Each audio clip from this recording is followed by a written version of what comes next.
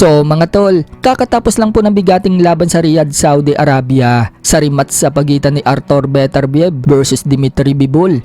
Nakabawi na nga po si Bivol mga tol kay Beterbiev kung noong una tinalo po ni Beterbiev si Bivol. Pero ngayong kakatapos lang ng laban nila mga tol, tinalo naman ni Bivol itong si Beterbiev via majority decision.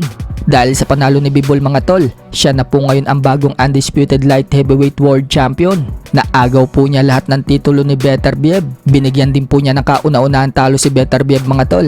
Bumagsak na ang record ni Beterbiev sa 21 wins and 1 loss with 20 knockouts. Habang umabante naman po ang record ni Bivol sa 24 wins and 1 loss with 13 knockouts. Mukhang magkakaroon pa po sila mga tol ng trilogy. Kung matatandaan kasi mga tol, nabanggit ni Torque Alalsik na magkakaroon umano ng trilogy ang laban na yan kapag nanalo itong si Bivol. Kaya asahan natin ang pangatlo nilang laban. Sa kabilang banda naman mga tol, malungkot na balita naman po para sa ating mga Pinoy boxing fans sapagkat talo po ang kababayan natin na napalabang kahapon sa Amerika na si Mark Bernaldez. Tinalo po kasi siya ng bata ni Freddie Roach mga tol na si Ken Sandoval via knockout sa round 4. Wala nga pong nagawa ang Pinoy mga tol sa lakas ng American fighter. Dalawang Pinoy na nga po ang nabibiktima nitong si Sandoval. Una nga po niyang tinalo mga tol ay itong si Romero Duno, kung saan knockout din po ang sinapit ni Duno sa round 6 noong magkaharap sila noong nakaraang taon. So nananatili pa rin pong walang talo itong si Ken Sandoval. Umabante na ang record sa 15-0 with 13 knockouts. Sa kabilang banda naman mga tol,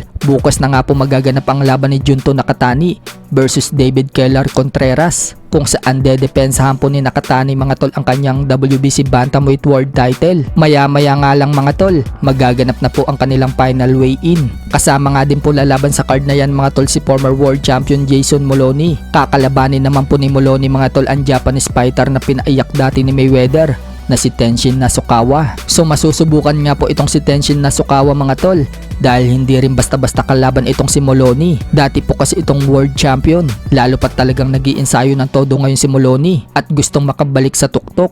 Pinapatigas nga po nito ang liig niya at katawan. Kung makakalusot nga po dyan si Nasukawa mga tol at manakaut niya itong si Moloney, pwede na maisabak sa World Championship itong si Nasukawa. Sa iba pang balita mga tol, nagkita po ang dalawa nating pambato sa knuckle-held boxing gym ni Sean Gibbons na sina former WBC Featherweight World Champion Mark Magnifico Magsayo at top 2 contender sa WBO Super Bantam na si Carl-James Martin. Isang karangalan nga po para kay Martin na makasama ang former world champion na si Magsayo. Parehas nga po may pinaghahandaan na laban ang dalawa. Mangyayari nga po yan, ilang buwan na lang.